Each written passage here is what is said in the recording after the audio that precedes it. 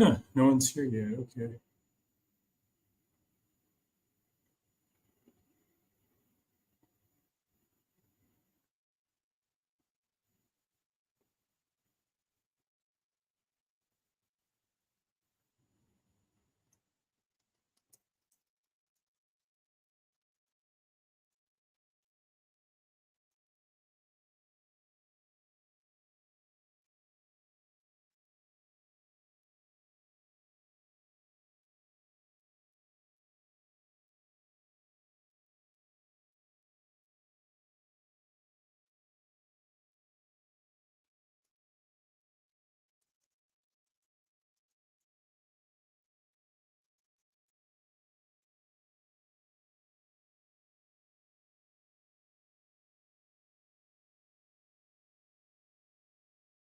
Oh, someone's here. All right. So this is Ask Me Anything slash roundtable discussion. So anything and everything goes, but still try to be respectful. You know. All right. Well, someone was here, and then someone dropped out. Well, hopefully, whoever, excuse me, whoever it is comes back. And I'm just going to say that I was at McDonald's a little earlier. I could hear some kids talking about me in the background about me being the person that had a bit of a scuffle about a week and a half ago, and I could hear someone say, "That's the guy, that's the guy," and like they're not that subtle. So but I just acted like I didn't hear them, and they never bothered me. I didn't respond. I just did what I did when I was a social worker. It's called planned ignoring. If you just ignore people, they typically just leave you alone. And you don't get the reaction that they're looking for. So there you go. So hopefully someone joins the stream so we can make this a little interesting rather than me just talking to myself in the camera.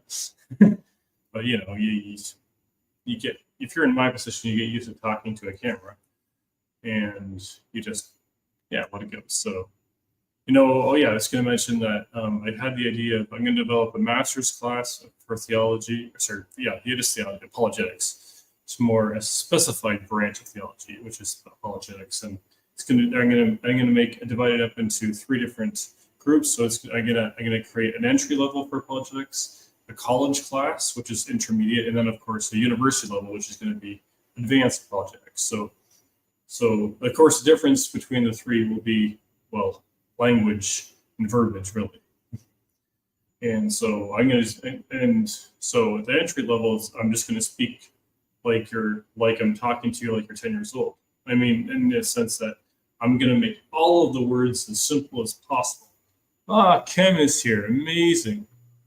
Rob, Buddy, my man, what are you doing, bro? I am just explaining something as an idea. I'm just fleshing out. I'm literally fleshing out an idea that I have. Oh yeah, tell me about it, Rob. Tell me about it. Okay, I'll start from the top because I just started. So go ahead. I'm thinking to develop probably within the next 2 to 4 weeks a master's class in apologetics. So entry level, college level, university level, or put another way, entry, intermediate, advanced. And the only thing that's going to be different from one stage to the next is verbiage and linguistics.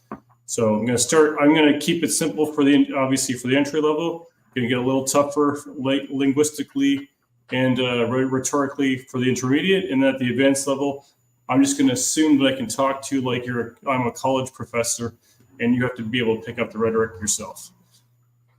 So you're going to teach a class about apologetics? Is that what I'm hearing? Yeah, I'm developing an apologetics master class. It's going to be online. This is going to be strictly online. Okay. And then I'm going to divide it by category. So the private class will be 25, but it's 25 Canadian, which will be 8. Well, for Americans is good because your exchange rate is amazing. So it'll be $18.50 for an hour for my American friends. And then the monthly fee will be $150 Canadian, which works out to $111 US. And then it's going to be $500 semester Canadian, which works out to $370 American, and $1,000 for the year, which works out to $740 a year US. There you go. Now I'm finished. Wow, you're gonna charge money for this? Yeah, I'm gonna invest a super amount of time and effort. I'm gonna develop the curriculum for it. Can I ask where you're getting all of this free time? Do you have like time off work or something? Yeah, I always off work for about 2 weeks, just because of my job situation was on call, and they said, and I tried to get work for this week, but they said, oh, they have someone for this week, so they said so it's going to be the week after this coming, so the 15th I'm going to be starting working again. So this is going to be I'm going to develop this all in my free time. What do you do for work, Rob? I don't know that I've ever asked you that. Okay, well, I've been trying to get full-time work, but it's been tough. But I've also been working here and there through temp agencies as much as I can get. So right now I am working through a temp agency. The job that I have starting the 15th of this month, Chem, will be through a garage. It's going to be like, basically I'll be the grunt guy at a shop. I'll just be lifting and moving tires from wherever they want. They put them in storage, put them on the rack, wherever. So I'm just going to be the grunt guy, and I'll just do some like basic cleaning around the shop, sweeping, that kind of stuff. Okay, all right. I worked as a tire tech for a little bit at a high school. Yeah, that's not a bad job. Yeah. So that's what I'm going to be. I'll be a tire tech. There you tire go. tech / grunt guy. Okay, all right. Yeah. I'm curious about this master class. Go ahead. What are your qualifications, man? Where did you go to school for divinity and theology? I went to Redeemer University. I studied there for 4 years. Let me look this up. Redeemer. Oh yeah, you're googling. Okay. It's in Ancaster. Okay. It's in Ancaster, which is part of Hamilton, Ontario, Canada. Okay. You'll see it, I'm sure. Sure. Yeah, I'm finding it. Okay. Yeah. Private. All right. The Reformed. Oh, that's right, because you're a Reformed. I forget what specific. Reform. It's Dutch. I mean, it started out as a Dutch Reform school, but it's not really. It's definitely not Dutch Reformed anymore. But that's how it started.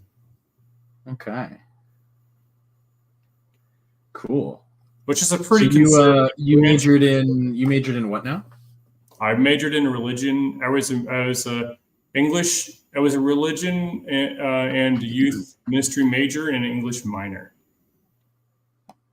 Okay. And what do you have, like a master's? I had a BA from Redeemer. Redeemer doesn't have a master's. It's a BA. It's a university. Okay. Cool. Interesting. So are you doing this through like an academic institution? Or are you doing this like through your channel, through your social media? How are you marketing this? Yeah. So what I'm going to do is I'm going to develop the curriculum through all like the branches that I've been like. So a lot of my apologetics, it's part academic training, and it's also part it's a lot of it is self-taught too, through just like watching debates with guys like Turek and William Lane Craig, David Wood, Nabil Qureshi. Some of those names ring a bell. I'm very familiar with some of them. Yeah, I mean, William Lane Craig and Frank Turek are, of course, pretty well known in the realm of debate. David Wood is more so. I mean, David Wood's main thing is Muslims, but he will debate the odd atheist. But his main thing is Muslim. Okay. And then Ravi Zacharias back in the day, but I don't usually mention him anymore because of his falling out of his. Do you know his stuff? Do you know anything about what I'm talking about? No, I don't recognize him. Okay, well, he was an internationally renowned apologist. The thing about Ravi that I feel kind of what's the word? I have mixed feelings because he's honestly the guy that got me interested in apologetics like probably 25, 30 years ago. but the thing is, Ravi had a secret life of sexual sin that got exposed like a few years before he died. Oh, drama, drama, drama. Yeah, so I like that. yeah, don't you though? Oh yeah, drama. I love it, man. I It's the I greatest thing on I, earth. I honestly hate drama, man. I'm fueled by it. Okay, It's a I fantastic despise hustle. I despise it. I despise it with a passion. But anyways, Uh, well, here's the thing I want to say about Ravi, Kem. He sure. was a brilliant apologist, and so I'm going to separate his personal life from his professional life because the work he did in apologetics was like amazing. And just because he had shit on the side doesn't mean the stuff he did for his work was dismissible. Mm. But I will say it does definitely does destroy credibility. I mean, if you want to look at it that way, I guess. Mm. I'm a big fan of separating the art from the artist. So Okay, so you're okay with me? I can still understand. I can Yeah. understand appreciating somebody's academic achievements, Yeah. if you might say, Mm. despite their questionable personal life, right? Yeah. Their contributions to the record of all things, as one might say, is Oh, more okay. significant than their Yeah. personal predilections. I don't know if you've heard of him, but it's possible. So I'm gonna throw. Have you heard of John Lennox? No, Okay, unfortunately. he has debated Richard Dawkins. I'm not a big fan of Dawkins. Yeah, I've heard a lot of atheists these days. It hurts. He's just a little abrasive nowadays. And Yeah. taking the sort of affirmative position. I have the same problem with Hitchens. Hmm. Because they do take that affirmative position in their not being a god, and I don't feel comfortable with that. Hmm. I feel like Okay. that's a silly position to hold. So let me ask you this: what well-known atheists in the arena of public domain would you? I'm a big fan of genetically modified skeptic on YouTube. I'm also a big fan of Seth Andrews. Seth Andrews. Okay, yeah, I know that is. OG sort of. I grew up watching him. The other guy, he completely rebranded Cosmic Skeptic. He was formerly known. Oh, Andrew. Yes. Yeah. Fantastic guy. Young English guy. Yeah, he's brilliant. No, yeah, fantastic guy. I mean, I've seen him have a dialogue with Frank Turek on some time ago. So yeah. I mean, we're talking like formally educated, classically trained. yeah. What do you think about Sam Harris? Sam Harris. I don't know, man. He's taken. So this has more to do with his political positions than his like. No, it was. I'm sorry. Maybe let me. My problem with Sam Harris is a political one. It's not necessarily. Yeah. What do you think about Sam Harris just on the face of his position for naturalism and atheism and from the little that I've heard of it, like I said, I don't listen to a whole lot of his stuff. I know of him more than I know about him. I figure he's very sort of mainline, like naturalist. Like there's no reason to believe in a god. Currently. Yeah. And I accept that as a fellow position, right? Yeah. That's what I was basically asked. Do you align with him positionally on his? I don't know that I align with anybody currently in the zeitgeist. I'm specifically an apatheist. Even if you could prove that your god, even if you demonstrated your god, I believe that your god is fundamentally evil, and I would not worship him. Okay, I understand. I totally understand. Yeah. And it's not like because I know a lot of apologists will accuse atheists of like being angry at God, and that's a different conversation. But it's not even an anger like position as far as the evil thing. I'm not cool with what he does and what he's done and what he wants. I'm just not cool with it. That apart from, I'm fairly confident that the Christian God doesn't exist, given the history of Christianity, and just sort of how it exists in the modern day. It's very different than the way that it arose in the conditions under which it arose, historically speaking. Yeah. So I I'm just had a fairly feeling you'd be joining me today. What's that? I had a feeling you'd be, if I sent you a DM, that you'd be on here just because we were on here about this time the last time I said. So I think, you know what? I bet if I shoot Kem a DM, he'll join me. Yeah. I almost didn't. I was like, oh man, he's just hitting me up out of the blue. What do I do? Oh, fuck it. I'll go talk to Rob. There you go. That's how conversate. That's how you're not a bad guy, man. I wish I'm hoping to find the right words, the right combination of words to help you see. Okay, yeah. So you know what? I was just gonna say something what you said about like some of the best conversations happen with, oh fuck it, let's do it. Yeah, honestly, it does. Like it's just something that's, I mean, some part of us just says, okay, let's just do it. Yeah. See what happens. And I think, but honestly though, like, it sounds a little glib, but honestly, I do believe that some of the best conversations on the planet happen with just that kind of, okay, fuck it, let's go.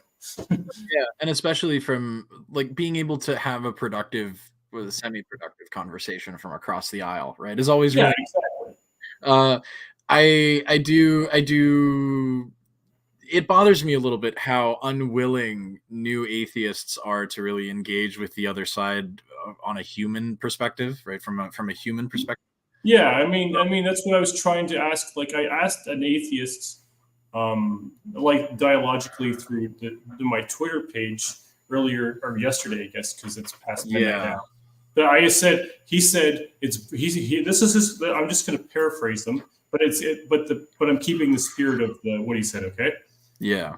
So he said, to paraphrase, it's brainwashing to teach kids one thing to the exclusion of all others. And I said, okay, so I said, by your own standards, it would be brainwashing to teach kids macroevolution, naturalism, or any other kind of that aligns with that those things to the exclusion of all others. And I just keep pressing him, and he just basically ran himself into a. That's a really interesting point. So let me tackle that. Sure, go ahead. Sort of step by step, right? No, go ahead. I find it really interesting when creationists, right, or when religious folk talk about sort of how we're teaching atheism, or we're teaching naturalism, or we're teaching evolution as at the exclusion of other things, right? Naturalism. Hold on, because naturalism is not. It's not an ideology. Like it's not a. I would agree. That's not an ideology. It's not a thing, right? So when I talk about people who are atheists, right? I mentioned it in the original video that I did about you, where I said it's an unaligned position, right? So it's not that I reject your God, it's that I've not currently taken any positions on the matter. The default position is the atheist position, ideally, right? I understand that there are anti-theists who say there are no gods as a positive claim, right? Yeah, but anti-theism is religious. Anti-theism usually comes in the form in the flavor of scientism, which is the one thing I will give creationists the point on. Scientism is a real phenomenon that happens with a certain kind of middle-educated individual. And what do you mean by middle-educated? It's hard to explain. I saw it a lot when I was living in Southern California, right? So, but if you say things, then I have every right to question it. Yeah. So the problem lies in what. And maybe this is different in Canada. I don't know what kind of school system you went to as a kid, right? But when they teach us this stuff in school, they're not telling us what to think, right? Right. So like my science classes were all conducted via experiments, right? So they said, we're going to try to observe this phenomenon, right? This is the procedure for how we observe this phenomenon. Take measurements as you observe it, and demonstrate this process. And so they walk us through the steps. One day it was measuring amplitude of waves across a surface of water, right? And taking those measurements, we were able to see the physical phenomenon in motion, right, in action. Okay. And so it's not that we're being told what to think about the world. We're seeing how the world works through experimentation, through observing it, right? Mm-hmm. So when we present a classroom full of children with a fossil, right? We bring in like a dinosaur bone. Let's say it's a femur off of a T-Rex or whatever, right? And we bring it in and we show kids, this is where we found it, right? Here is how we were able to predict where we would find it, given the way that the continents have shifted over the last couple million years, right? So since the extinction of the dinosaurs, right? Sure. So these are Pangea's coastlines as we estimate them roughly to be, right? And so we did some calculations to see the tectonic plates drifting and what other coastlines these bones would end up in. Right. And so we went to those locations and we found this bone. And so we radiometrically dated it, and it's 300 million years old. And these aren't exact figures. This is for the sake of example. We are not telling kids what to think. We're showing children how we go through the process of interpreting the things that we find and the information that we use to predict where to find those things. Okay. Right? We're showing them the scientific method. We're showing them the systems that we can use in science to accurately explain and predict natural phenomenon. And that's the biggest, the big key, right? We're not telling them what to think. We're just showing them the facts. We're showing them how to derive this information. I hear you. When creationists frame naturalism as this explicitly discrete worldview, I know. I was just lumping it in. That's not how it works. So we're not teaching evolution to the exclusion of other ideas. We're showing what the evidence has shown us. We're taking you down the road of the evidence, the paper trail, right? Go ahead. Would your school were they okay with kids who were religious or express religious idea? And as kids, or just ask questions about it? That ever happened? Or absolutely. As a matter of fact, in health class, we had before we were able to take the health class, second semester of junior year, we had to been given a waiver. It was a piece of paper that if you took home and you got your parents to sign it, they could claim a religious exemption and they wouldn't have to go to health class, right? So it was totally. It happened a couple of times. There were we had some. There was a Jehovah's Witness classmate who excluded themselves from that, and they had to sit out from movie days as well because they're not allowed to watch certain kinds of media. Yeah. Why would I don't understand on the face of it why people would need a religious exemption from health and fitness. There's nothing. Because health class in American high schools, at least in the public school system in California, is mostly sex ed, and that's a very touchy subject with fundamentalist Christians in the United States. Okay, well, I mean, the Bible talks about sex quite explicitly, so that's. Well, I mean, I'm not arguing for or against it, right? I'm just telling you this is a normal phenomenon. Okay. People with deeply held religious convictions are allowed to exempt, their children from certain kinds of instruction, right? But the basic stuff earth sciences, math, or just basic biological reproduction, they would want exception from that stuff even. Yeah, kind of. So again, it's a touchy subject. So some touchy, religious. I think that kind of stuff makes me feel like Christians are giving me a bad name. Well, I mean, it's a carryover of the Southern Baptist tradition.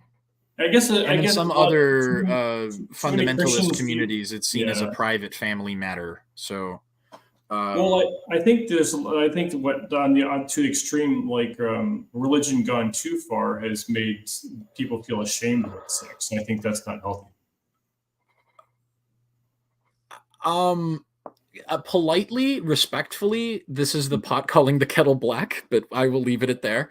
A young earth creationist pointing at a different kind of Christian and calling them an extremist is a little. No, I'm not calling them an extremist. I'm calling that particular kind of thinking extreme. extreme, an extreme interpretation of the yeah. I That, guess I'm, that's fine. I'm only talking about one issue, not every issue. Sure, Yeah. sure. So, yeah, religious views aren't discriminated. We have a which is something that you guys don't have, right? We have the freedom of religion enshrined in our Constitution, and Yeah, we do have it enshrined in our Constitution too. It's just that our law, I mean, our culture has shifted so drastically that it just Quebec has entered the chat. Quebec has entered the chat. Who? No, I'm joking. I'm messing with you. Quebec Okay. would beg to differ, but Okay, no, hear me out. In Canada, we in our Constitution, we have like it's on pretty much well at the top: freedom of expression, freedom of religion, and freedom of expression, freedom of religion, and there's another one, another freedom I can't remember. yeah, but all of these do have a public order exemption, I believe, as part yeah, of that's there's truth to that. So, but there's anyways, limits. And so in the United States, the limits are far looser. Yeah. So where I was going with that is our culture has degenerated so far that it may as well be written on a piece of paper in a trash can somewhere. Fair enough. So laws are only as good as they're enforced. I'll just leave it at that. Very true, and very based of you to say that. But yeah, so like, what is the specific concern that you have with, let's say, earth science education in schools? Because talking about the fossil record, for instance, would be a part of an earth science. Showing the geologic column would be a part of an earth sciences course, right? And I know you have like fundamental problems with those two concepts. Yeah, well, I mean, what my thing is like, let's have kids have. How about like we even have the option? You can sign up for Young Earth Creation, you can sign up for Macroevolution, or you can sign up for both. Okay, well, but the purpose of a public education is to deliver the facts, right? So when we can take a photo, because there are places on Earth, right, where you can photograph the entire geologic column, right, or large sections of it. Where? I know that they exist. Hold on, let me. Geologic column. Location. Geological location. Yeah, like in the Grand Canyon, you can see major parts of the geologic column, strata going back several layers, and so you see the kind of life that you find in there. Oh, this is from a textbook. Hold on. No. That's hold on.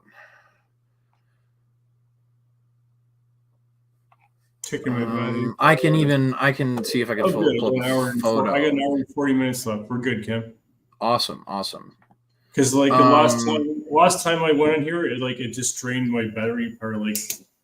Yeah. Anyway, so like we have taken samples, and there are places on Earth where you can see several of the different strata, and you can track, the age of certain rocks back any number of millions of years, right? This is established geology. As a matter of fact, we have such a good understanding of the geologic column that we can run the fossil fuel industry, because the fossil fuel industry requires accurate geology to function, right? Because these oil deposits are so deep in the earth that you end up breaking apart million-year-old rocks.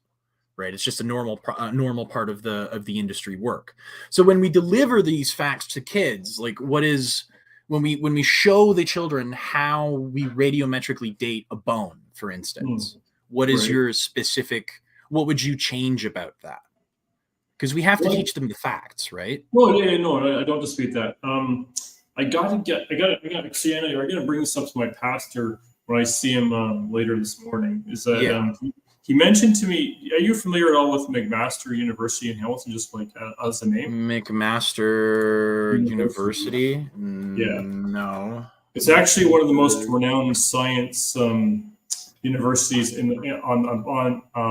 a university in the planet. And it is public. It's totally public. It's yeah, sure. Okay, but the thing is, McMaster also has a fair bit of branch because of its history in also religious thought as well. And so my pastor mentioned to me a couple weeks ago that the way that he said there's a scientist, a biologist, a young Earth creationist at McMaster who said that the way that this, I'm just quoting, okay? Sure. He said that the way that they're reading radiometric dating is faulty.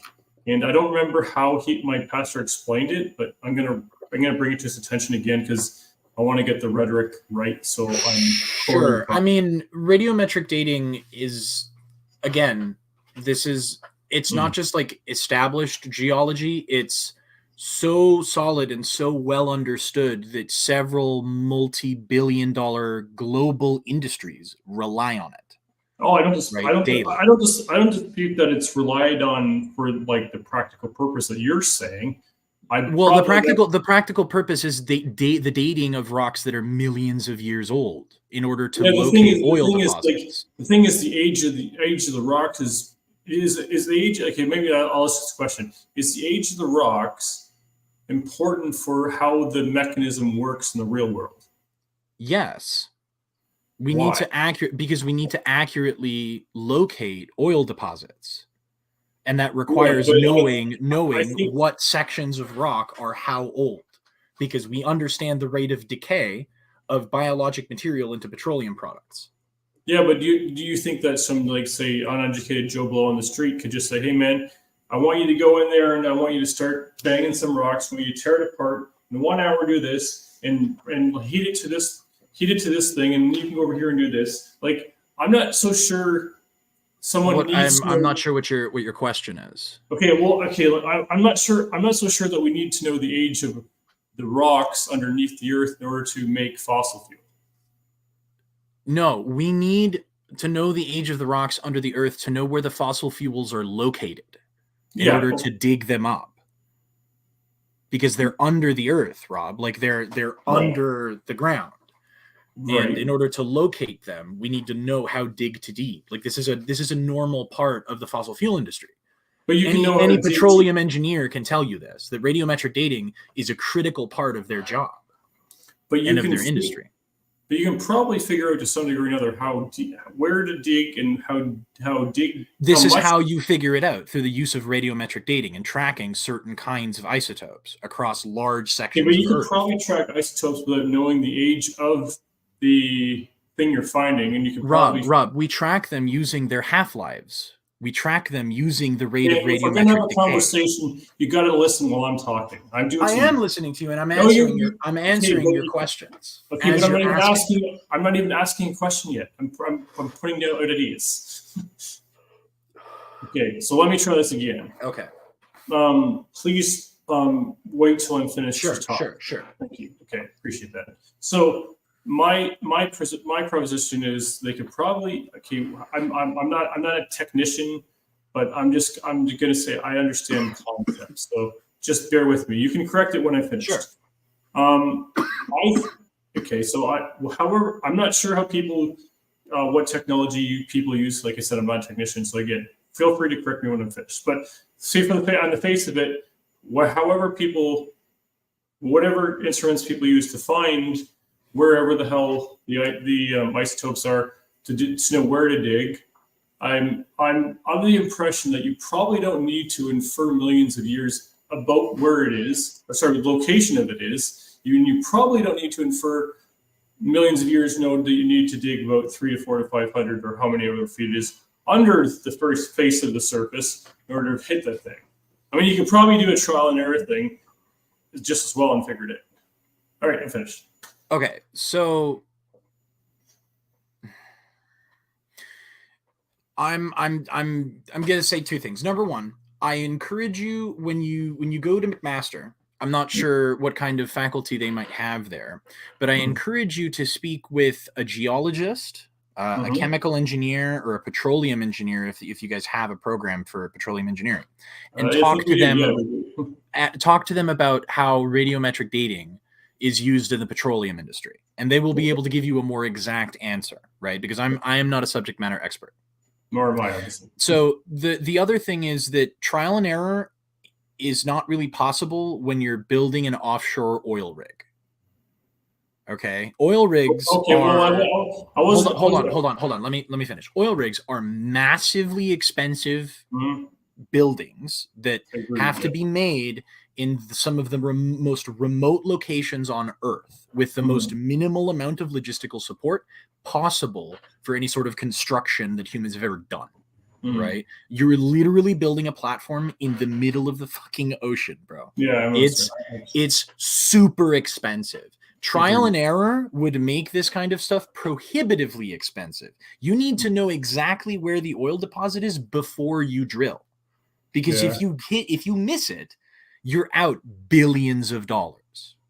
The other thing is, this is an exact science. As far as exact as science can get, as a matter of fact, geology is probably the most solid science there is. I was going to say, yeah, for the sake of trial and error, actually, I do see a fundamental problem with that too, and that is safety. You could fucking kill yourself. Yeah. So I mean, this has to be based on solid, exact science. The numbers cannot lie, right? Because otherwise, you're out billions of dollars. So again, radiometric dating aside, right? When we let's say that you're standing next to a teacher in a classroom who is presenting the bone. What do you want to say to the children as this bone is being presented? Yeah, you want to present facts. You want to be honest. Sure. But what is your take on that bone? Is what I'm saying as a creationist. Like in what regard? Assume that you're standing in a classroom full of students, right? I'm giving you the opportunity to present your point of view simultaneously as we're having this discussion about this bone, right? So presume that I'm presenting about the bone, right? And I'm saying this is a Tyrannosaurus bone. We have radiometrically dated it to be 300 million years old. Here is the data that we collected. Here is the machine. Here's how we located the bone, where we expected it to be, where we found it, under what conditions it was found, right? Rob, what do you have to say to the children about the bone? I'd probably say everything except the age. I could still give details without the age. You could give details about Pangea? No, I didn't say that. I could, but I mean, well, that's what I'm saying. Like, that's part of the process of locating the bone. Is we expected Tyrannosaurus Rex to live at a time when the Earth looked like this. It lived about here. What's that? What if I don't have the expectation that you have of where to find it? Okay, so how did you find it? That's a good question. I would say, first of all, because it's my field, I'm a teacher, I'd say, well, I haven't found it. Other people found it, but this is a bone, and we could talk about bone density, we could talk about structure, we could talk about curvature, we could talk about a lot of things, and we can infer tendons, we could infer structure, we could probably, to some degree, we could probably be able to infer and build a model that would replicate its size to some degree or other. Okay. So a child asks you, how old do you think the bone is? Because I told them 300 million years, and they want to know what you think. I do not know. Okay. So then I go on maybe to the next section, which is about the skeleton that the bone belongs to, right? And so I can show, this is how we excavated the entire skeleton, right? It was found in this position, with these bones missing, which suggests that it died while defending itself from a different apex predator about 300 million years ago in this range of this forest, where we know that they were very commonly found. This is sort of where Tyrannosaurus Rex lived. We found a lot of different specimens here. This is how we know how it died. What is your take on that? Can you say that last part again? How you think it died? Yeah, so we found it in a particular position when it was excavated, right? And that position, what's that? What was the position? Rob, this is for the sake of example. I'm not a paleontologist. No. I'm just saying, like, what position? Given the position and the number of bones missing in a particular section, we can reasonably assume that this skeleton belonged to an animal that was being attacked and died after being killed by another apex predator, right? Which is something that's very normal. Usually, the position of the skeletons, other things in the same geologic strata can give you enough information to infer how these animals could have died. Yeah, right? we use the same thing with forensics today when we're trying something. Exactly. So when we look at, for instance, fossils around the Chicxulub crater, right, in southern Mexico, we can see the deposits of the soot, right above where all of these skeletons are, so we can infer that this is a mass extinction event, right? Okay. Yeah, fair. I got you. So what, for instance, that's another good one. What do you have to say about mass extinction events as part of the geologic column, where we find a bunch of soot and torn up earth that has been pushed out of its layer? You're asking me I can present my position? Yeah. So I mean, I've shown this to the children, let's presume, and how do you explain that from your point of view? Well, from my point of view, the only thing I would be able to articulate and demonstrate to the best of my ability, by demonstrating mean induction and inference, Noah's flood would be the best alternative to that explanation. When do you presume that happened? I would say that happened 400 to 4,500 years ago. No, sorry. Let me rephrase. Not 4 to 500. I would say 6 to 6,500 years ago. Okay. Based on the same evidence that I'm producing? Because what I've produced points to a mass extinction event caused by a meteorite. Right? And the way we know that, right, is when the rock hits, it tears up molten rock from lower strata and redistributes it around a certain area. Yeah. Right? And so the skeletons, the massive amount of skeletons, plus this geologically non-homogeneous section of rock that seems like it should have been from a lower layer, tells us that this is a meteorite impact event.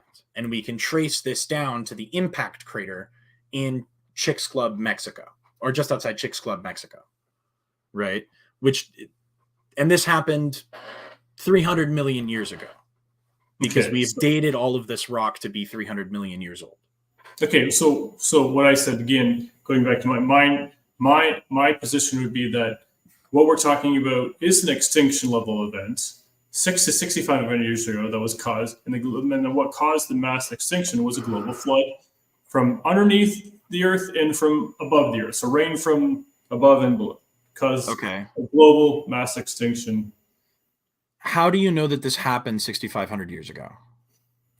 Give or take, that's how the Bible has been dated, that happened about that time, given the chronology of the Bible. Okay, so you are dating the rock based on what the Bible says. Correct.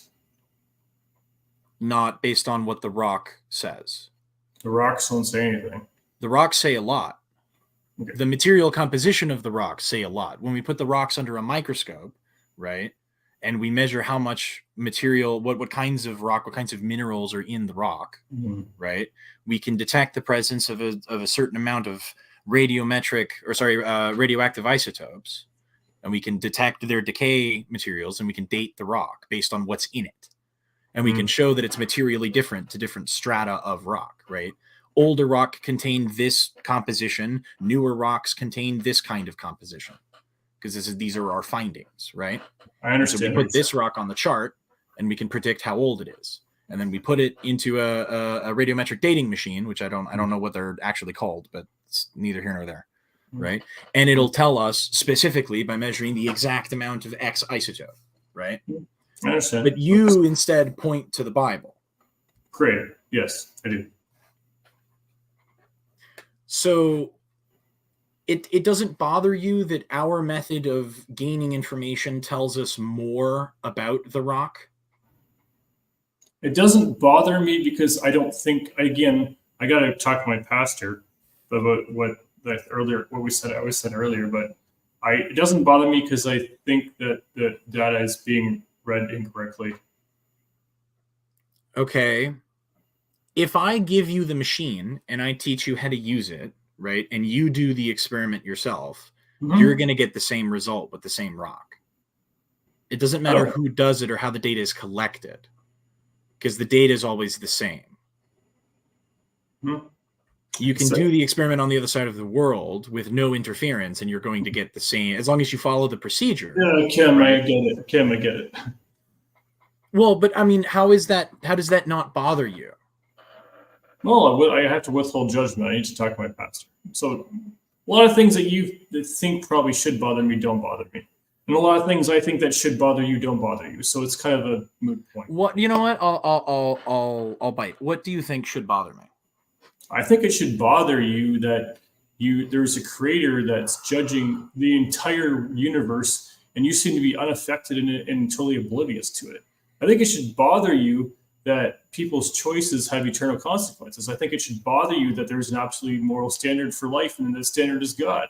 I think it should bother you that animals are being tortured. I think it should bother you that people are going against normal human common sense and biology in terms of the LGBT, and I think it should bother you that children are being slaughtered in the womb in abortion. I think these things should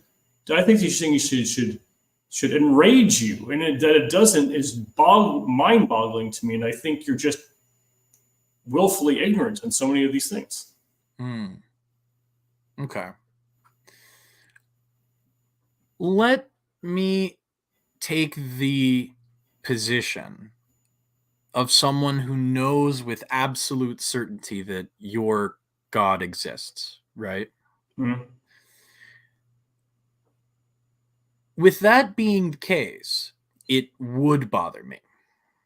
It would bother me that all of these things happen and that God lets it happen. It would bother me that there is so much suffering in the world and that God allows it to happen. Yeah, but I've been down this road many times, Ken. I understand that you have, right? But it does bother me. Okay. The fact that the claim of an omnibenevolent God allowing so much suffering, it leaves a bad taste in my mouth, you know? The only being in the universe empowered to eliminate suffering completely, perfectly, eternally, and he chooses not to. He chooses to abandon his creation. No, he doesn't. Why is there still suffering? Because we choose suffering. Why would God allow us to choose suffering? That seems like such a cruel thing to do. Because he wants relationship, and a relationship can only happen if suffering and evil is an option. Then maybe relationship is bad. Because if it requires suffering to exist... No, it doesn't require suffering to exist. It requires exposure to suffering. Yeah, which is equally as bad in mine. Which is equally as bad in my mind. Suffering is an option. It's not. Suffering is an option. It shouldn't be. It shouldn't be an option. If I was ultimately and supremely empowered, I'm certainly glad you're not. I would eliminate suffering in a heartbeat. There is no reason for it to exist. Yeah, and any entity that requires it to exist is cruel and vindictive. And I don't want to worship such a thing. That's I don't want to exalt such a thing. That's I don't want to exalt anything that requires suffering to exist. He's not requiring suffering. But he doesn't get rid of it because it's necessary, right? It's necessary for the relation that he wants, which is selfish.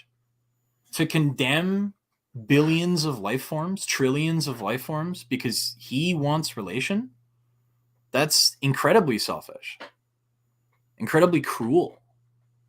Valuing himself above everything else, it's the height of arrogance. When he could have made a more perfect universe with more perfect relation and more perfect beings.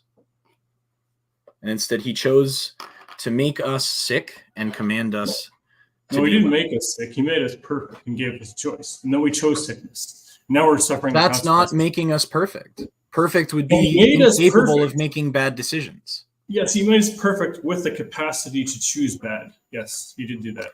Perfection necessarily requires the inability to choose bad outcomes. That's just your opinion. Yes. And it's that is a fundamental. Well, that's not very nice, Rob. That's okay. I'll explain what I mean by that. It's a stupid position for you to take because, okay, for let me put it this way: Sure. for you and I to have a relationship, it has to be built on the assumption that I have to be able to walk away from it. I have to be able to trust you, which means distrust is an option. Fidelity is only an option if infidelity is an option. Fidelity only makes sense if infidelity is an option. I Honesty only completely works agree if with you. dishonesty is an option. Yeah, I completely agree with you. Yeah. When that's between two beings of equal standing. But we are not on equal standing with God. God Agreed. is ultimately powerful. But strangely, and for an enough, ultimately you want the same powerful kind of being, relationship. hold on. Yeah. You and I are not in control of the amount of suffering that exists in the world. And True. our relation is not dependent on the existence of suffering in the world. Agreed. But the relationship between humans and God is dependent on the existence of suffering in order to function. It is now. It didn't have to be. What do you mean? Well, I mean, here I'll give you three lines of reasoning for Sure. what I'm trying to say. First is, again, we chose suffering by rebellion. Rebellion and suffering are interconnected. We suffer because we rebel. So we have to deal with the consequences of our actions. For example, it's like saying, if I'm a father and I have a child, and I say, "Hey, honey, that element is." Just watch the stove. I just made some eggs, so this element's a bit hot. So what I'll say stovetop. Stovetop is still hot. So hon, just don't put your hand on it, and you'll be okay. Now, after saying that, I go downstairs and I go about my business, and I find out my kid. All of a sudden, I hear my kid is screaming in pain. I come up there and I said, "Oh, Daddy, I touched the element. I'm so sorry." I'm like, "Well, okay, yeah, I understand you're sorry, but." Now you know that there's consequences for the actions. I've given you the choice, I told you what would happen if you did it, and you still did it. You're responsible for that, not me. In the same way, God did that in the beginning. He gave us He gave us a perfect life. He gave us perfect morality, perfect everything, and all He said is, by the way, don't touch that one tree. Or sorry, don't eat from that one tree. Everything else is yours for the taking. Just don't eat that from that one tree. You'll be fine. And then God went about his business, and we came in the garden and we ate the tree. And now God comes back. Hey, then there's a conversation that happened, and it was found out that we ate from the tree. And God's like, I told you, everything else yours for the taking. Just don't eat from that tree. I gave you everything, but you chose to eat from the tree. Now you got to pay for the consequences. Not my fault. I gave you the choice. And then now we're still dealing with the consequences of that choice. But the thing is, suffering it exists because of that first rebellion. But suffering also exists because we choose to do more rebellion on top of rebellion. It's like we just can't help but continue to increase our stupidity of depravity, degeneracy, and ethics. And then God says, I've made a way for you guys in Jesus to reduce suffering. Maybe not eliminate it, but at least start reducing it and live with compassion, empathy, kindness, charity, hard work, sacrificial love. And these things reduce suffering in the world. Do they eliminate it? No. But they do reduce it. So we're dealing with the first thing, we're dealing with the second thing, we're just dealing with the third thing. And God has the plan in the future to destroy suffering once and for all. When he does that, I don't know, because the Bible says no one knows except God, so I'm not God, so I don't know when that day is coming. I just know that it's coming, and that we need to be prepared for it. Rob, Yeah. Do you have kids? I do not, but I really want to would eventually. Okay, imagine let's use that kitchen analogy for a moment. We can agree that you would love your child in that sense, right? Yes. In that position. And we agree that you don't want harm to come to your child, right? Of course, yeah. And you don't want your child to harm themselves, right? Accidentally. Okay. Okay. And we agree that a 3-year-old doesn't understand what a stove is and doesn't necessarily understand why their parent is telling them not to touch it. But I'm also using pointing and stuff too. So sure. But we understand that a 3-year-old doesn't really have a complete understanding of why you're giving them the warning and doesn't have the life experience to heed the warning, right? Agreed, yeah. Sure. Now, let's assume that instead of stepping out of the room, you remain in the kitchen and observe the child without doing anything. Okay. If you have the ability to see your child reaching for the stove, where you know as soon as the hand touches the stove, they'll get a very serious burn that'll require medical attention, right? Would you not intervene and prevent your child from putting their hand on the stove? In a heartbeat. Interesting. Did you make the stove? No. Where'd you get it? From Kenmore. Sure. So that means that you didn't make it. So you didn't design it. You don't know what goes into it. And you didn't get to decide how the stove functions, right? No, I just trust that it does. Sure. You could have pulled that stove out of your kitchen when you had a child and put in an induction stove, which wouldn't have burned anybody, right? It uses magnets. It's perfectly safe to touch even while on full blast. Okay, sure. But you didn't. No. You can't control the amount of danger that your child is around. No, I can't. You can only intervene to prevent your child from getting hurt. And sometimes it requires preventing your child from doing things that it wants to do. Agreed. God is sitting in a fundamentally different position than you. Because God did design the stove. And God chose to walk out. Despite the fact that God is everywhere and can see and watch and observe everything. There is no point in time at which Adam and Eve were not within the presence of God. There is no point in time where God could not have intervened. Agreed. There is no point in time in which the snake was not being observed. The snake was allowed in. Yep. The tree didn't have to exist. God made it that way. He didn't need to make the fruit poisonous to us in that sense. He could have made it perfectly healthy to eat, or he could have made it something else, or not have made it at all. The tree of knowledge of good and evil is not a necessary component for reality. It didn't need to exist. God made it willfully, knowing what it would do, knowing that ultimately his creation would fall to it, knowing that the snake would successfully tempt them. God didn't need to wonder or guess at any of this. No, all of this happened at his direction. He is ultimately in control of all of reality. Hold on. Let me finish, Rob. Let me finish. I let you rant. Let me finish. Everything that happens in our universe happens because God wills it to happen under your worldview. Nothing happens that God doesn't want.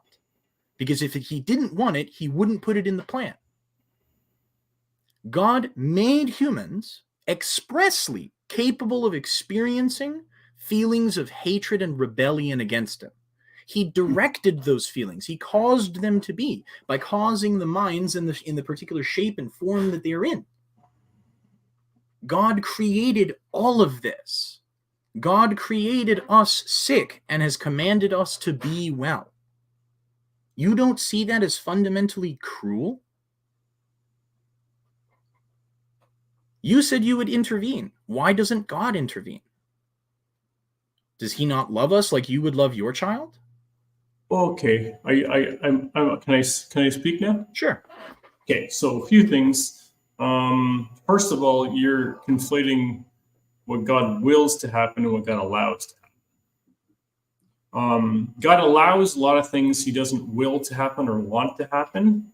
But again, I'm going to point back to a fundamental principle that, strangely enough, in ways that I can't comprehend because, well, I'm limited in my comprehension, that God wants relationship with us to the same degree, actually to a larger degree, but in a more intense way, because he's God. He does everything with full intensity. Unlike us, we do things with a lot of mediocrity. But anyways, God wants relationship with us in the same way that we want relationship with other, at least on the face of it. So that much I understand. Now, again, for relationship to be a relationship, there has to be the option of out. And God gave us the option of out.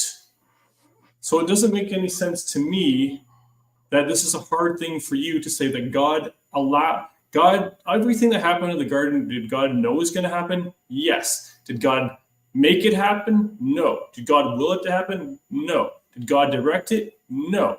Did God allow it? Yes. Did God prevent it? No. No. Okay, Kem, let me finish. Yeah, God didn't prevent it, but there's a reason for that. Again, it got back to that fundamental principle of relationship. So in order for a relationship to be a relationship, there has to be the option of non-relationship or no relationship. That we see that in familial relationship, we see that in romantic relationships, we see that in friendship relationships between men and women, men and men and women and women. And we see that in every relationship across the world. The option of out and in, and the option of, okay, for this time, we're gonna step away and regroup.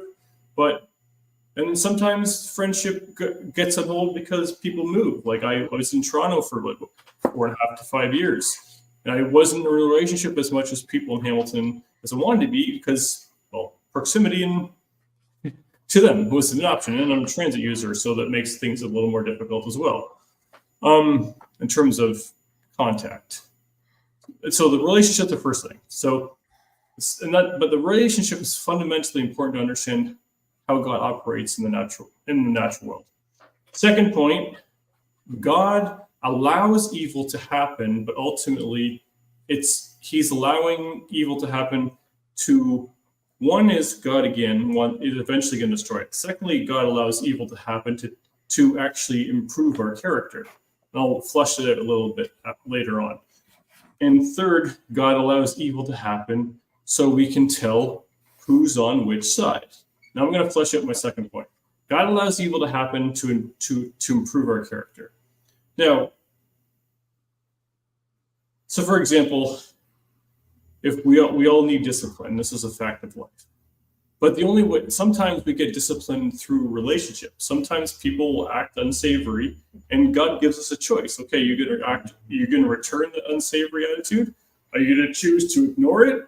Are you going to choose to respond to it, but on a face value level? Are you going to choose to respond to it in a way that demonstrates maturity and wisdom, not take it personally? Are you going to take it personally and get offended? You can take it personally, get offended, and curse them. And so basically you've let that person take something from you. So God is trying to develop us through unsavory people more than we're aware. Now, of course, God doesn't only put us in the face of unsavory people, otherwise we'd all be a fucking wreck. But God does allow unsavory people to cross our paths to test what we're made of. And God wants to continue, especially in the life of a believer. And this is not easy for me. It's probably something, one of the hardest things I've had to learn is just, on the face of it, sometimes I just have to tell myself, don't give a shit what this moron, I'm being like a little glib, but don't worry about what that person says. Don't worry about what he's saying. You don't have to justify yourself to him or her. You don't have to explain yourself. You don't have to give into this. You don't have to respond. You don't have to respond. You don't have to respond. You don't have to respond. And many times I've learned the best response is nothing at all. Because if you don't say anything, it doesn't give people ammunition. Actually, a lot of times not responding deflates everything from happening in the first place that shouldn't happen. But most people don't understand that God uses that, or God uses the character of weak people to test strong people or increase the strength of already strong people. And when I mean strong here, I mean strong in character. So people that are not easily angered, people that are not easily offended, people that can be cursed at unnaturally long periods of time and not give in to anger, not even respond to it, not even be fazed by it. And then these are the kinds of people that God uses to build the character of Christ in the life of the Christian. Okay, the third point, I think I kind of lost it. Can you tell me what my third point was? I forgot it. I don't know what your third point was, but I have a question for you. Sure. Why make weak people and strong people? Why not just make perfect people? Well, the thing is, the strong people are helping the weak people by realizing. No. Stop. Why make weak people and strong people? Why not just make perfect people? Well, he did. We choose to be one or the other. Okay. A perfect person doesn't make bad decisions, right? A perfect person acts perfectly, right?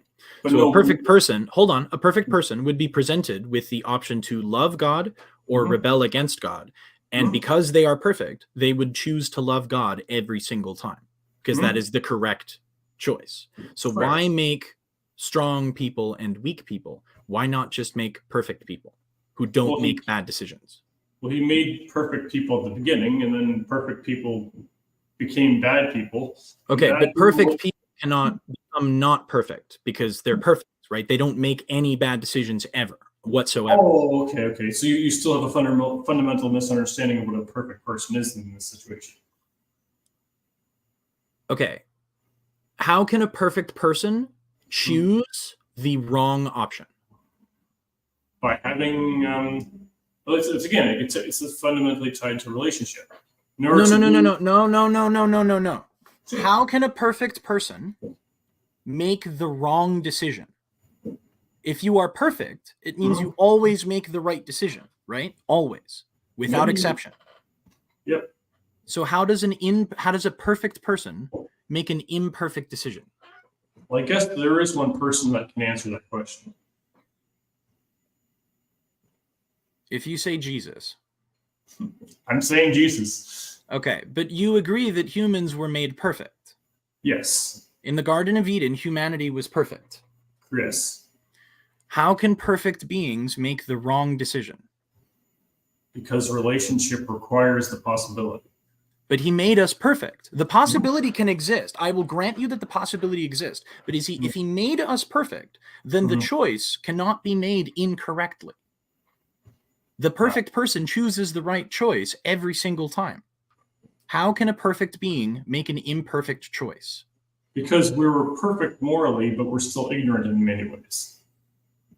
If we're perfect morally, then we would understand how to make the perfect moral decision to love God every single time. Why didn't we?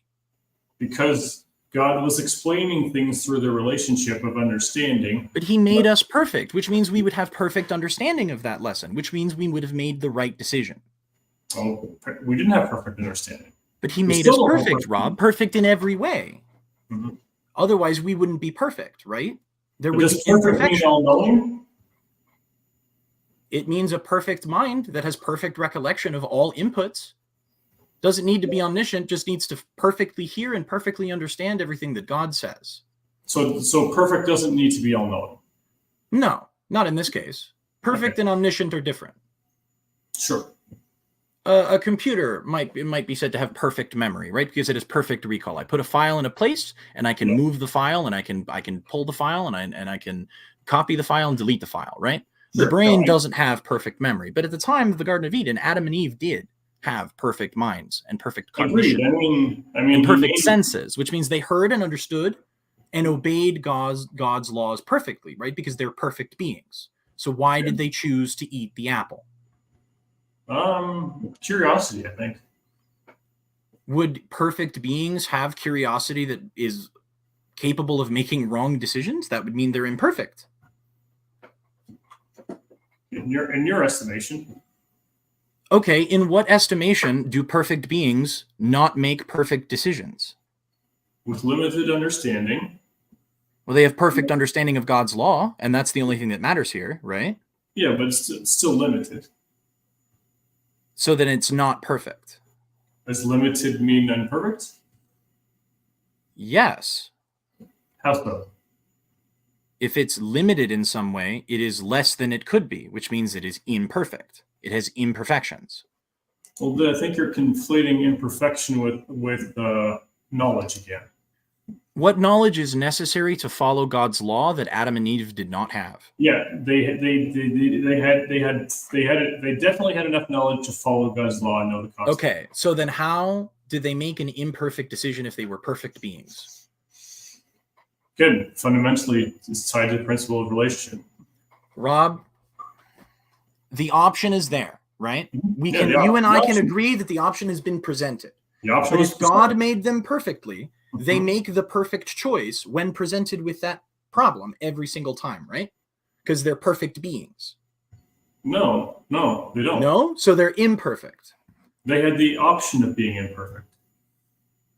Why? What? Hold on. What do you mean they had the option of being imperfect? You said they were perfect beings. They were created perfect. Yeah, they were perfect. Why would a perfect being choose to be imperfect? Because that perfect being was created with the option to choose out. Sure. But why would a perfect being make the wrong choice? We agree that taking the out is the wrong choice, right? Yeah, it is. Okay, so how can a perfect being with perfect decision making make the wrong decision? I don't believe that they had I don't believe that they were at the level that you think they should have been at. But you said that they were perfect. I am describing what this word means, right? I am telling you. You're telling me they're perfect? This is what perfect means. Yeah. So do you have a different definition of perfect? They were created perfect with a capacity for evil. What does perfect mean to you? Perfect means pure. And perfect means pure. For me, perfect means pure. Yeah, pure. Okay. Does decision making factor in? What is perfect decision making in your mind? Something that would align with God's logic, morality, and logic, morality. Yeah. Okay. So Adam and Eve were made with perfect decision making, right? Meaning that they were completely and totally aligned with God's morality. Absolutely. Okay. What about God's morality would make them choose to eat from the tree of knowledge of good and evil? It wasn't about God's morality. Okay, but that's the morality they're operating on. They are completely and perfectly aligned to God's morality. Okay, Ken, you gotta let me finish. Sure. Okay, so God created them perfectly with his own morality. That's true. Yes. So God gave them perfectly functioning minds. So they had perfect logic and perfect morality, but God had also created them with a capacity for evil. Okay. But if they have perfect decision making, they will never choose to rebel against him. Well, because they have perfect logic and they have perfect decision making. So they'll never pick the wrong option. They will always know which option is the correct option and take that option, right? Well, they have the capacity for evil, so clearly not. But just because they have the capacity doesn't mean they need to do it, and they can choose not to. Agreed. And they would because they're perfect, right? A perfect being does not choose to be evil. A perfect being with a capacity evil has the option of, but never chooses it, never takes that opportunity. Well, unfortunately, because they're perfect, right? Well, they were perfect until they choose the option for evil. Yes, I understand this. But how does a perfect being make the wrong decision? Because the capacity for evil overtook their No. Yes, they have the capacity for evil, Rob. Yeah. But why would a perfect being decide to be evil? That's not perfection. That's the wrong choice. Why would a perfect being make the wrong choice? Fundamentally, Rob, this makes no sense. They chose the wrong option. It's right in Genesis if you want to read it, Ken. Yes, I know that they did, but why? Hey, Ken, listen. Just listen. If you just listen, this will take shorter. Okay, thank you. So in Genesis, it says that they saw that the tree looked pleasing to the eye and profitable for what? Knowledge and understanding. What do human beings, almost all human beings, aspire for? An increase of knowledge and understanding. And it says in Genesis that the Adam and Eve saw that the tree was good and pleasing to the eye, so visually aesthetic, and profitable for knowledge and understanding, and they took it and they eat it. So why did they choose? Hold on. No. God told them. Hold on. God told them. Let me finish, Ken. Let me finish. Okay, so that's what it says in Genesis, that they had those things were going on. They saw that the tree was pleasing to the eye. Yes, they saw that the tree was pleasing. Continue. And profitable for knowledge and understanding. Yes, you have already said this. Continue. Okay. And they took it and eat it. Yes, Now, that's the reason, Kim, that they chose it, because they thought it was profitable to increase their knowledge and understanding. But God told them not to. Agreed. And they have perfect decision making. And capacity. Why would they?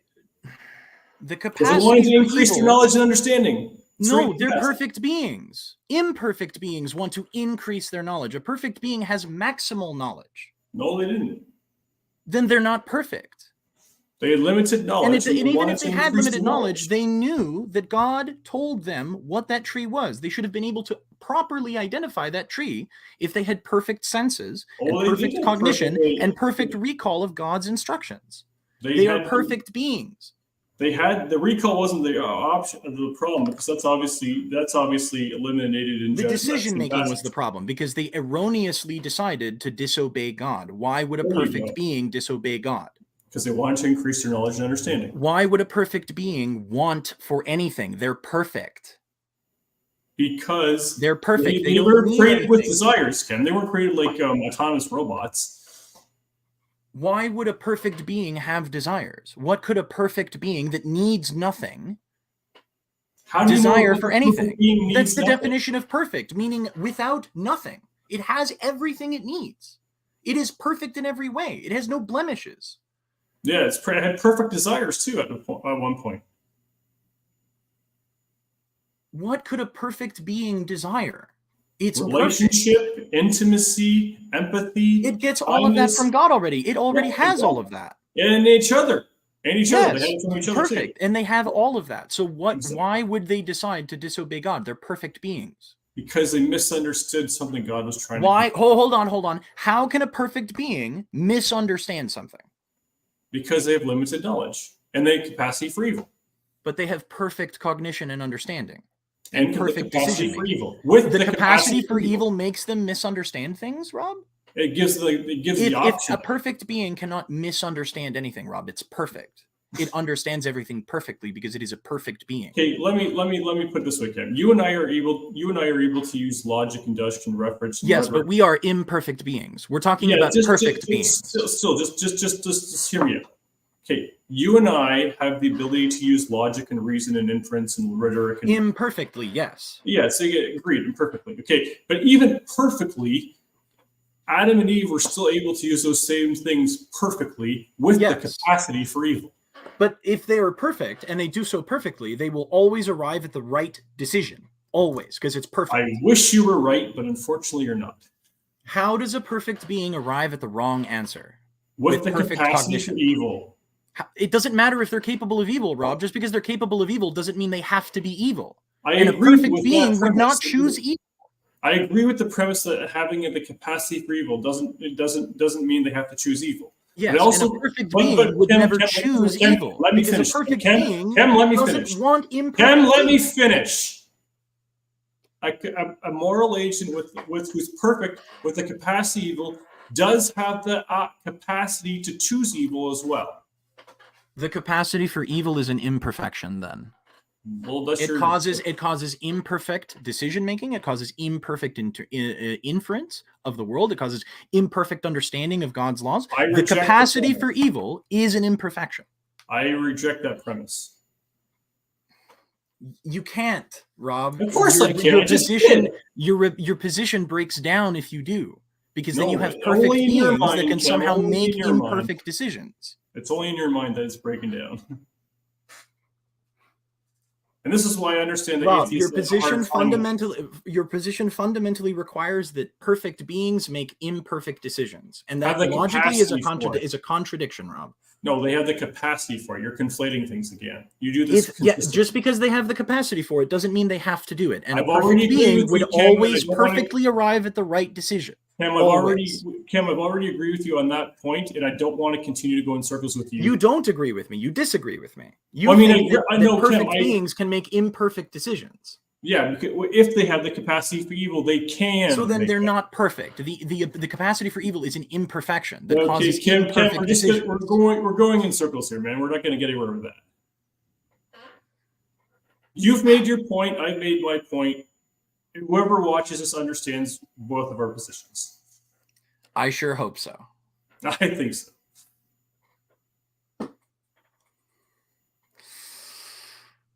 Breathe, brother. Just breathe. Everything is going to be okay. I sure hope so. I know so.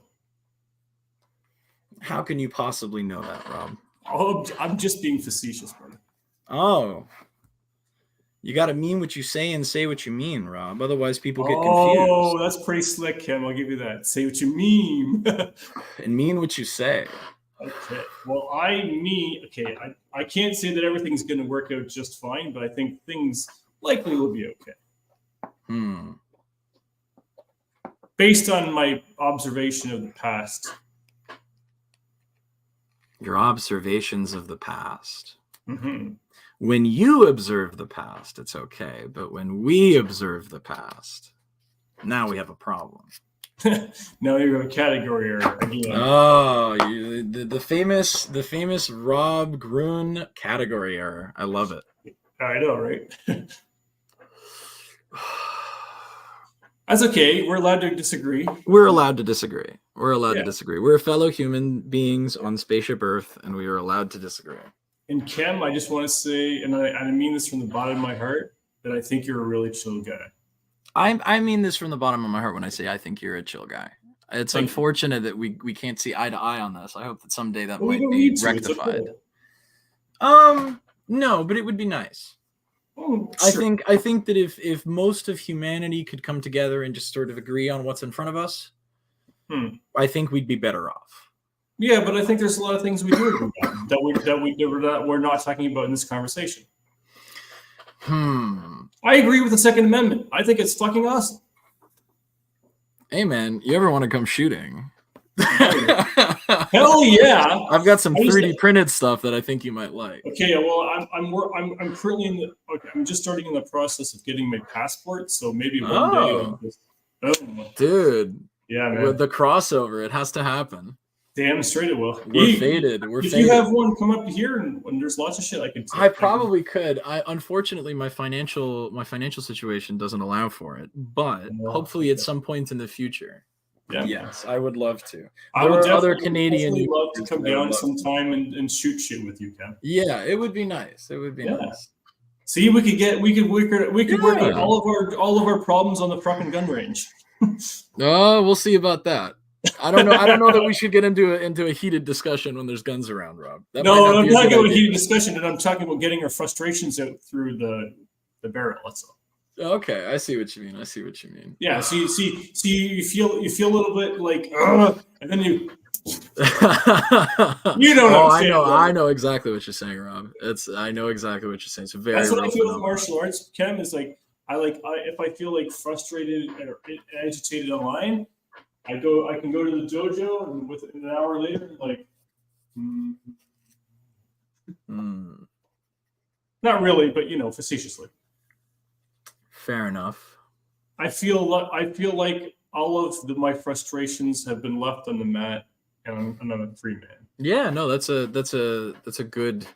I've heard that exercise is really good about that. I get that feeling when I'm on the range. I'm able to center myself, but that's because I'm a psychopath and I like guns. Are you home on the range, Kim? Very funny, Rob. Very funny. I couldn't resist. You walked right into it. I would have done the same thing. Okay. It's very funny. Very funny. I'm glad I could make you laugh. Agree on, Rob? Let's talk politics. We've talked religion. Let's talk politics. What else do we agree on? Sure. I can imagine we're both fiscal conservatives because I'm a libertarian, so that's kind of a necessary position. I'm so this is gonna shock some of my Twitter folks. I'm fiscal conservative, but brace yourselves, I'm socially liberal. Oh, is that right? What Yes, socially liberal positions do you have, Rob? Let's hear it. Healthcare. I think well, Canada, we have universal healthcare, and I'm totally on board with it. I think the big problem with healthcare in my country is that insurance companies are in bed with the state, and they're allowed to not have to compete across state lines. I really think if we fix that, and we brought back small private practices and mutual aid societies, we would probably be able to. We should have a multi-layered healthcare system. Okay. Because one size does not fit all. I agree. I agree with that, but I think for like someone who's on the street who can't afford 2 cents to their name. Well, yeah, and I mean we should have a public option, right? And that's what Medicaid is. For example, I don't think people should lose their mortgages because they can't afford a fucking knee operation. Yeah, but so healthcare costs come from the failure of the healthcare industry to be competitive. So it's very stagnant. They basically run a cartel. So you get rid of that and you create more competition. Prices go down, right? We should have a public option. We should bring back mutual aid societies for people who can't. I'm totally on board with you, brother. Totally on board with you. Perfect. What else is a progressive position of yours? I would say a liberal position of yours. I agree. I believe in the freedom of expression in the arts university. So whatever the hell your ideology it is, you should be able to talk whatever the fuck you want to talk. Okay, cool. I'm down with that. I love freedom of speech. I'm a bit of a free speech absolutist. Do you I don't think you should be drowned out just because you have a contrary view. Yeah, exactly. What else? Socially, I'm okay with unions if they're useful. I'm pro collective bargaining. I'm anti-union. I think your thing is better than mine. Yeah, pro collective bargaining, anti-unions. I think the union structure causes a lot of problems. Yeah, well, I mean that's why I qualified it with if they're useful. Yeah. Certainly, there are some users. I'm definitely against public sector unions. I don't think the state should be allowed to organize against against the people.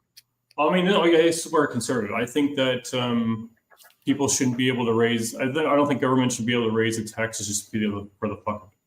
I'm in favor of a flat value added tax instead of like the complicated income and corporate tax system. That's a good point, Styx. Styx is bringing up a good point. A social liberal would support gender and sexuality diversity. Do you support? Okay, well, I mean, that's what I mean. It has a cap. Okay? It has a cap. What's the cap? Let's discuss the cap, Rob. What are you not? My Christian values. Okay. Well, do your Christian values apply to everyone, Rob? Or do they only apply to members of your church? They apply to everyone who wants to apply them to. Okay. Do you support use of state power to enforce your Christian values? Fuck no. Okay, so then you're a social libertarian at the very least, social liberal or a progressive at best. Yeah.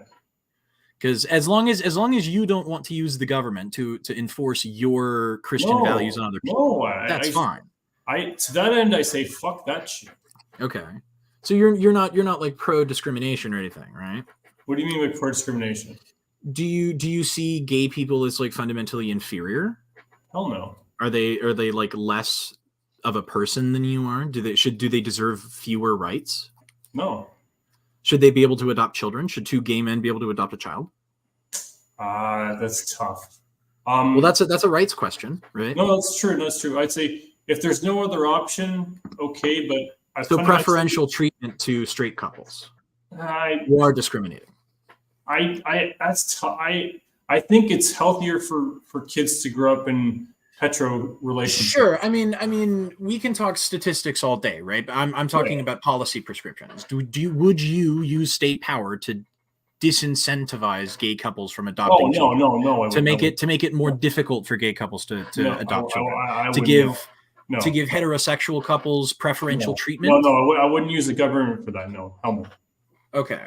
Well, but that's what we're talking about. So under your ideal state, right? Does a gay couple have the ability to to adopt a child with the same standard of processing as every other couple. Yes. They don't encounter any hurdles whatsoever. I don't know. There if is they no do. decision I made. don't know. There's no decision made in your mind about whether it's best for the child.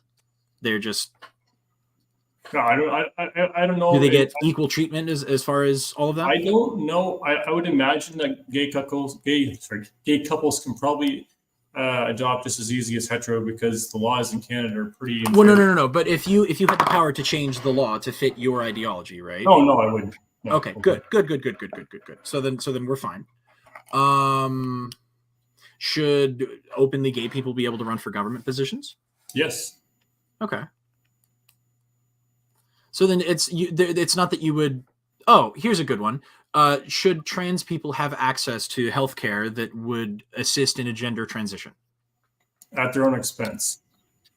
Okay, so as if with any other healthcare service, right? Yeah, but I would say in Canada, at your own expense means you pay for it later in taxes. No, I mean saying it not at my expense. Oh, okay. So it's an expense. elective procedure then. Exactly. Should health insurance companies be allowed to cover it if they want to? Want to? Okay, cool. So if it's offered under coverage, then it's fine. Sure. Right. Okay. It's fair enough. Not included in universal healthcare. Well, because Rob considers it to be an elective procedure like plastic surgery, which I mean, essentially gender transitional surgeries are plastic surgery. Yeah. But because they're being carried out in a psychiatric context, in some cases it is medically necessary, right? To assist with psychiatric treatment. Sure. If it is necessary to assist in psychiatric treatment and it is deemed medically necessary, are you okay with with a public option covering it? Yes. Okay, well that's fine. That's reasonable. That's a reasonable position.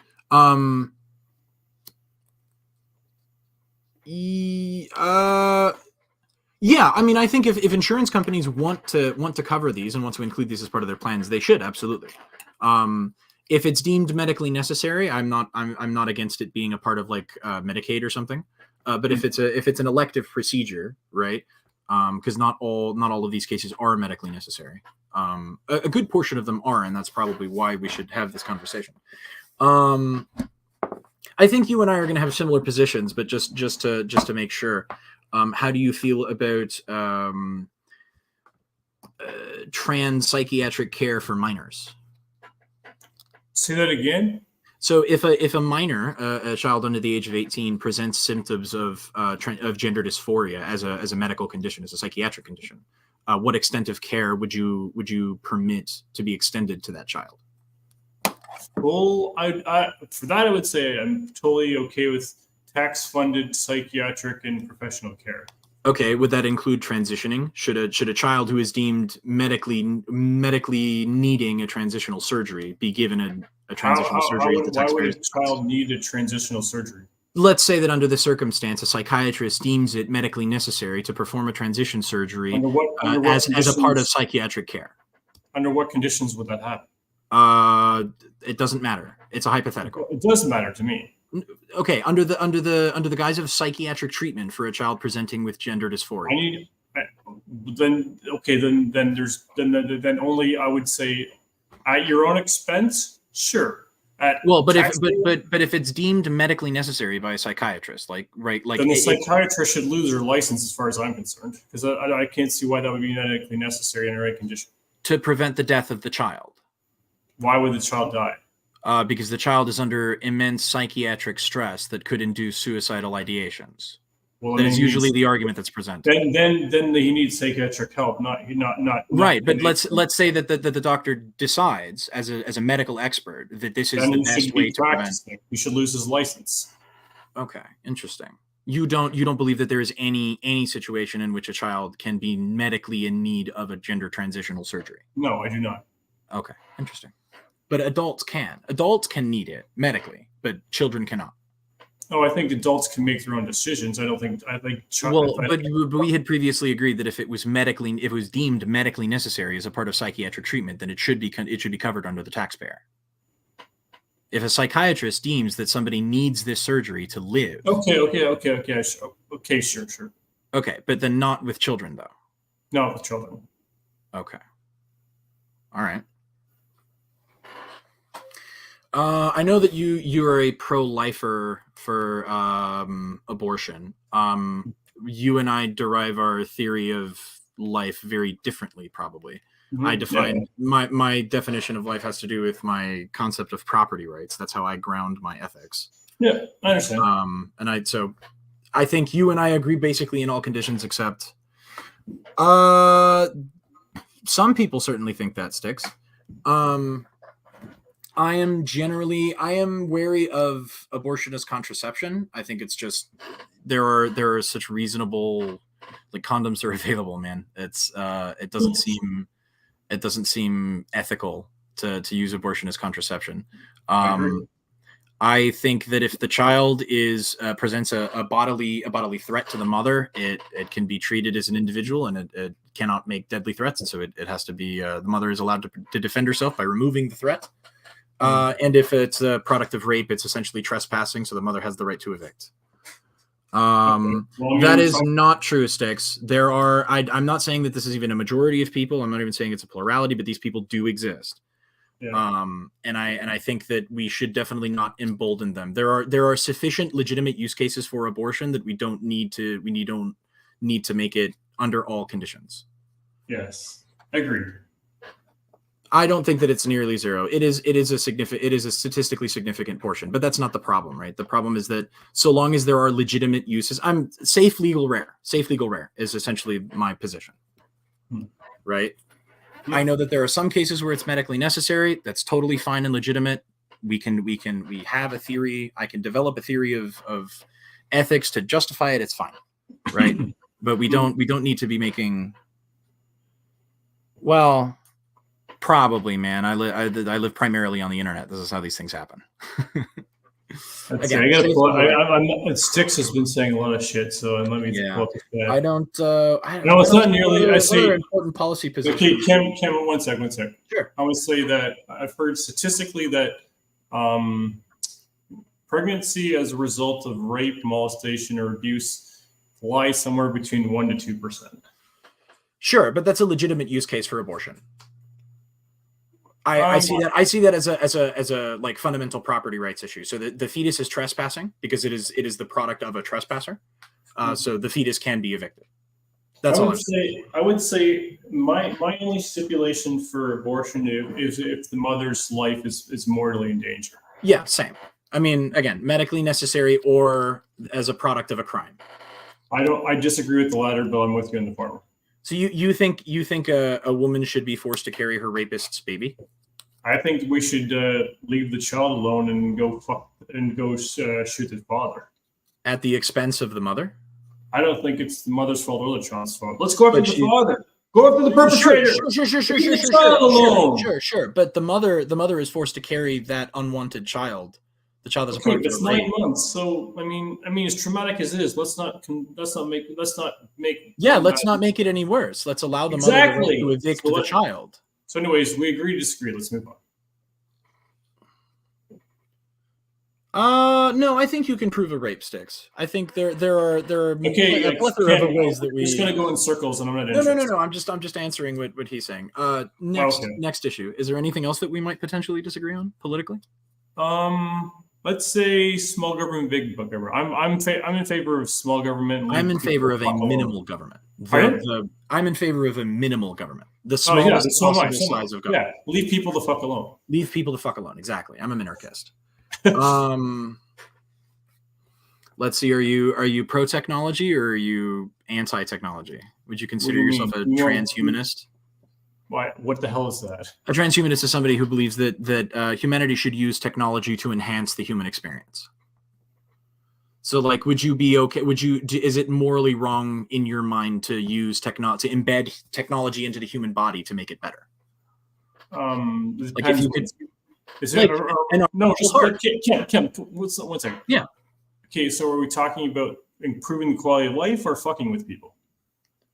Whatever it is that the individual wants to do with their body. If they want to replace their heart or their eyes or their lungs or their legs, should people be allowed to do that? And on an individual basis, whatever the individual wants to do, yeah, fine with it. Cool. Do you think that we should strive towards towards a more a world where technology is more embedded into the human experience? I think it's a slippery slope. Towards what? Terminator. I don't know. Skynet. AI. Yeah, I see what you're getting at. Okay, fair enough. Yeah. So are you skeptical of AI? Very. I mean, as you should be. I think that's the most rational position, is to be kind of skeptical of it. I think it has lots of legitimate uses, and we can definitely do a lot of cool things with it. But we should be very careful as we tread. I mean, obviously, like Terminator is obviously a science fiction movie, but I mean, I think there's enough sci-fi to give enough like reasoned arguments that AI is something that we should be wary of. We should be very careful not to build the basilisk. You are exactly correct. Yeah, I mean, let's not build the bastards that are going to fuck us over and kill us. Yes. Let's see what else. Fundamentally, we're both. How pro gun are you? Oh, 100%. Recreational nukes? What the hell is it? I've never heard that term before. Should citizens be allowed to own nuclear weapons and other weapons of mass destruction? If they're in the if anyone owns a fucking nuke, they should at least pass the fucking psych test. Who gets to administer the psych test? We'll say people with credentials like Jordan Peterson. Jordan Peterson. Oh boy. I'm just saying someone with credentials, and that's the first person that came. Well, I don't know that he has credentials anymore. I think he had all of his licenses stripped when the. Okay, whatever. I'm just saying people with papers. At least you have to have some fucking psychology degree. So there should be some regulation. There should be some gun control. Yeah, exactly. Okay. I'm not going to hand out a fucking nuke cool on the street. I think you should be able to walk into your local Walmart or whatever you have in Canada. And buy your very own nuke or your very own vial of nerve agent VX. If the government is allowed to threaten you with it, you should be able to threaten the government. Okay, is the government threatening your country with it? The government threatens everyone with nukes every day because they exist and they have them in silos, and they have stated on multiple occasions that they are not afraid to use them. Okay, so I think if you're level-headed, and Kem is, I think that I think I should be, but I mean, again, because we're talking about fucking nukes, we gotta have some sort of standard. No, I don't think so. Okay, well, I mean, you should at least be able to say, at least tell the person why you want it. No, I would rather give my local homeless people nukes than the government. I would more readily trust homeless people. Okay. You've changed my mind. I'm on board. Give me the fucking nuke. Fuck yeah, let's go, dude. Let's fucking go. Based Rob, dude. Hold on. No, but I mean, like, Rob, are you in favor of 3D printing firearms at home? Yes. Can you say to the camera, print guns? Print guns. It's not working. Yeah, bro. Fuck yeah. Let's fucking go, dude. Yeah. Okay. Amazing. Ken, I do believe, like, if someone steps on my property uninvited, I should be able to do whatever the fuck I want, and because they're trespassing.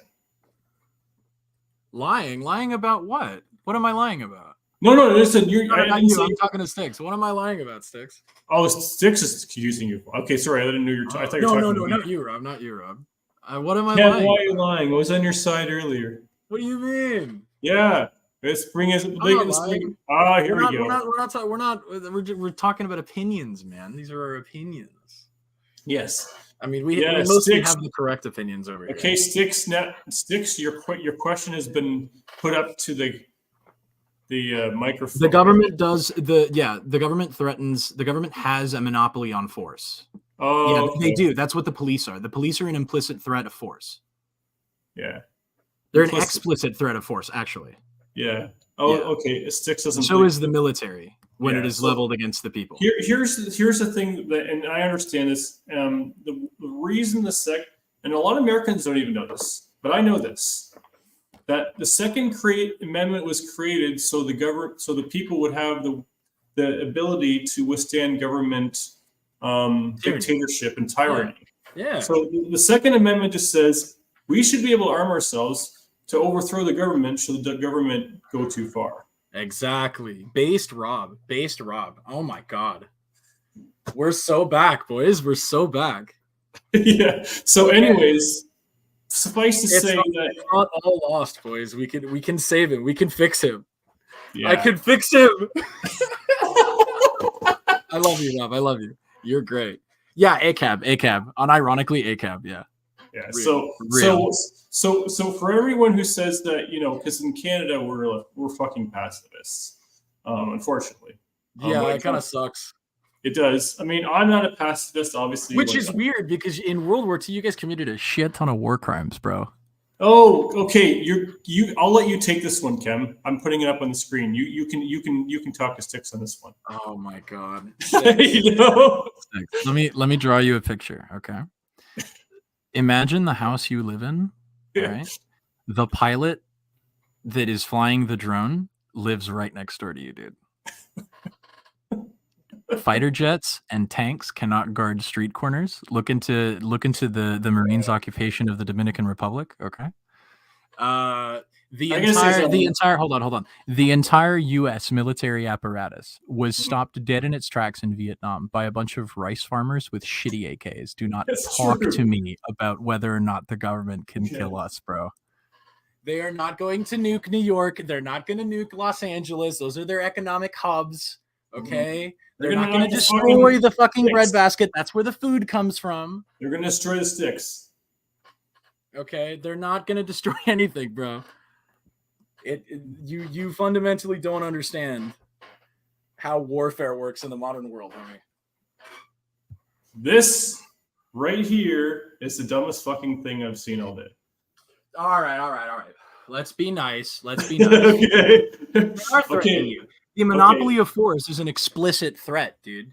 Yeah, the laws are threats. That is, if you do not do this or if you do this, we will punish you. It's a threat. Okay, let me rephrase. This is the most ignorant thing I've seen all day and all week.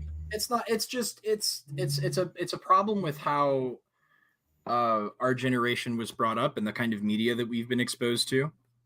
We are taught to be to see the government as this like thing that controls our lives and decides how see this again. You don't have to, bro. You don't have to. This is a fundamental misunderstanding. You know what happens? You know what happens when the president declares martial law and orders the Marine Corps to march onto fucking New York City? Half of the Marines defect immediately. Oh, yeah. It's not going to happen because it's anti-constitutional. Nobody is going to bomb their own neighborhoods, bro. Nobody wants to kill their own countrymen. That's insane. Okay, this is a fundamental misunderstanding of the argument by Sticks. Fundamental misunderstanding. Yeah. So the government threatens you with force every single day. That's what laws are. Yes. You should be allowed to threaten the government back when it violates your rights. No, when it tries to violate your rights, your natural human rights. I want to respond to something Ken said, something very insightful and true. That when the government declares martial law, about half the Marines defect, and the reason for that is the people in the armed services, whether Marines, Navy, whatever. Their first priority is to defend the Constitution, not some fucking president. Hold on. I think I see where the disconnect is. Sticks. Sorry, let me clarify. As an individual, the government does threaten you as an individual, right? Because you individually cannot take on your entire local police department, right? Collectively, however, the entirety of the U.S. population, right? Could easily take certainly less than 3% of all people would be necessary because the government is a very small collection of people, right? But individually, yes, they do threaten you because a small number of cops can individually harass one or two citizens, right? But when the whole town rallies against the department, it's a different story. Right. Okay, I think I got 7 minutes, Kim. So I got it. Yeah, man, take it easy. Yeah, have a good night. It's good to see you. Good to talk to you. Hey, see, we agree on a lot of things. We do. We certainly do. Based Rob is pro gun rights. Let's fucking go, dude. pro recreational nukes. Let's fucking go. Yeah, I've honestly never heard that term before. I'm radicalizing you. This is amazing. I'm getting radicalized on the internet. Yes. Cool. Who saw that coming? Yes. Yes. Good night, Rob. Have a good one, man. You too, man.